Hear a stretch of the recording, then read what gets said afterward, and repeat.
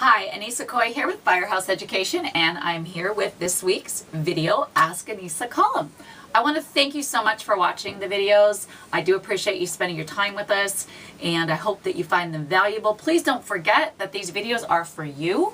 So if you would like to ask a question of me or have your question featured in the video column, then be sure and email me at anissa@firehouseeducation.com or leave a comment below this video and ask me a question there.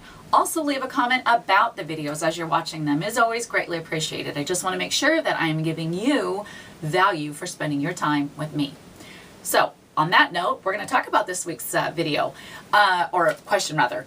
The question that came into me came via email from the East Coast from Lena. Thank you very much, Lena, for emailing that in. And what she asked me was, what advice would I give a restoration company that was really struggling and experiencing slow times right now for cleaning? So here's my suggestion. There's going to be 3 things that I would suggest to you right away, okay? And the great part about all these suggestions is they're quick, they're easy, and they're mostly free. In fact, I think most of them are free. One might cost you a little. So the first thing that I'm going to recommend to you is I do have a 3-part series on the Ask Anissa blog here, where I talked about getting people to getting more restoration work for your business and getting people to refer you. So it's a 3-part series. So go back, do a search up above on the website and find those 3 videos, because there was a ton of information in there, step by step, 3 different things that you could do to get people to start referring your business and get more restoration work in your door. The second thing that I would tell you is to create, I'm going to save that one for last. The second thing that I would tell you, see, these are done live and unedited, isn't that great? The second thing that I would tell you is to mine your current database, okay? If you have been doing restoration work, hopefully you have created a database, and I don't care if your database is very small, 100, 200 people, it's okay. All right, but that current database is a gold mine for you. These are people that have done business with you. Hopefully you wowed them and blew them away with their client experience. And so therefore, they've already spent money with you. They've had your services in their home, and they love you. Now, it doesn't necessarily mean it was someone who already had a fire. You're thinking, well, Anissa, what's the odds of someone having a second fire? Well, maybe they're really not that great. But what are the odds of their family members having a fire? Or what are the odds of their neighbor or their coworker or their child's teacher at school having a fire in their home or office or something?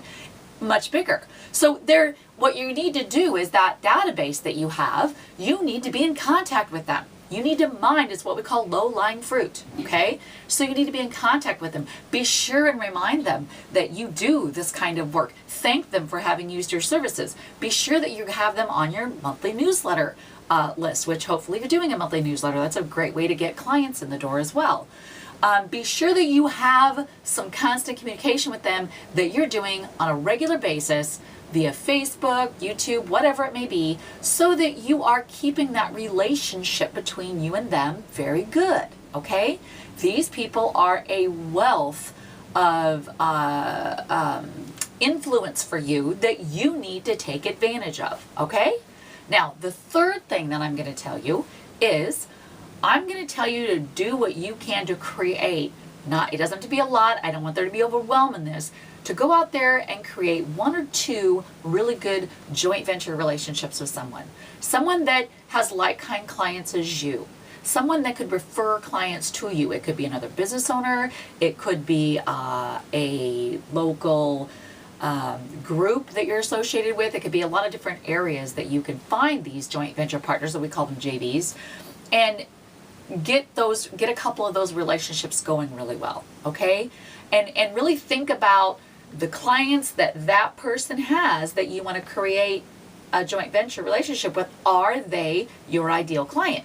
If they're not, don't create a relationship, go somewhere else. So if they are, then you need to work on that. And there's a lot of different ways that you can do that. And all of these things that I've just suggested to you guys are actually free. The only thing it will take you is some of your time, and it might take you a little gas to actually drive to a joint venture partner that you may want to, talk with and work out a relationship with.